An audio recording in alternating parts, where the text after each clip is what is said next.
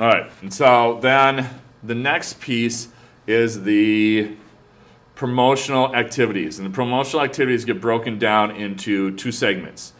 The first one is the personal promotion, and the second one is non-personal promotion. First thing we're going to talk about is the personal promotion piece. The first thing is what we talk about our non-media sales plan. When we think of personal promotion, think of that of things that do not have to do with advertising.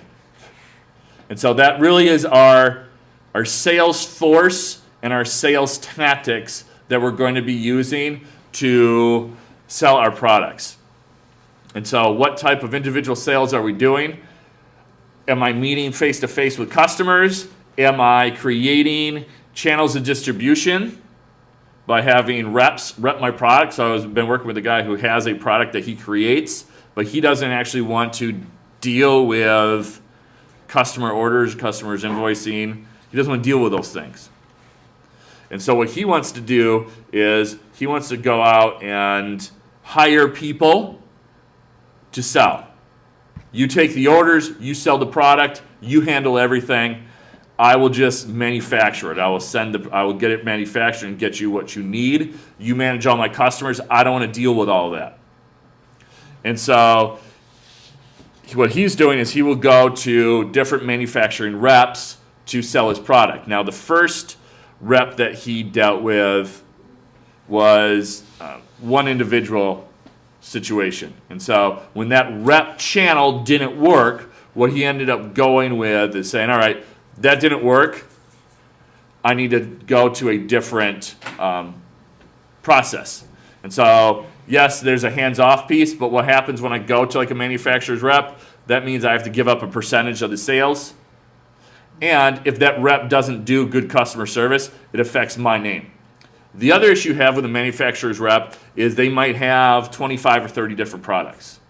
And so when we talk about your channels of distribution, the place function, like let's use Miller Beer as an example. They sign dealership deals with different companies in the area. And generally the advantage to those companies is they get a trading area that they're the only one. And so there is a distributor in Kenosha and Racine. And pretty much if you want to buy beer that's got the Miller logo on it, you're buying from that distributor. You might buy from another outlet. Let's say you're like, oh, I'm not going to go to distributor, I'm going to go to Sam's Club. Well, Sam's Club gets it from the distributor. So somehow it is coming from that one distributor. The advantage to Miller is they don't have to have this independent sales force. They can then just say, okay, the distributor gives us the order, we send it out. They deal with all the individual bars and retailers, and they handle all that stuff. Miller's like, we don't want to deal with that. We'll send it to you. We might make a little bit less percentage, but we're going to sell larger quantities at one time. It's easier for Miller to manage those pieces. Now, if you're selling a product that, even if you're selling it to retail, but you don't have a lot of leverage and or you don't have a lot of stores or product that you're dealing with, you have two different options. You can go to a manufacturer's rep that is going to rep multiple brands and multiple products. And so a lot of the liquor companies, you'll see like there's hundreds of companies that sell vodka, use that as an example. There's a couple that are Wisconsin-based that do that. And so they go to a manufacturer's rep, basically, and that distributor might have 200 different products they sell.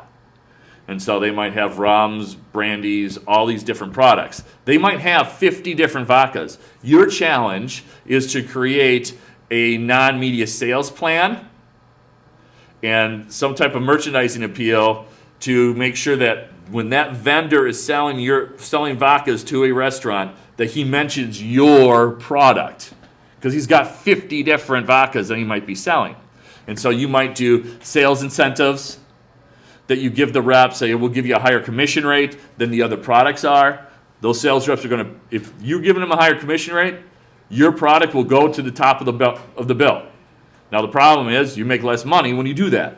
Or you might do promotional campaigns to retailers to say, all right, if you purchase this product, we will do, if you buy 200, we'll run this kind of promotion. And so like Captain Morgan was one where they ran a promotion, buy X amount of cases and we'll give you a Captain Morgan statue, or whatever some of those promotions might be.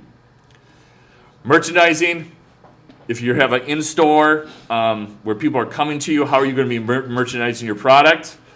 Really, when we talk about merchandising appeal, if you're a service and customers come to you, what is the environment going to look like? What's the look and feel you're going to be having? The other part of merchandising, you may have a product or service that you go, like let's say you have a product that you're going to sell in a grocery store.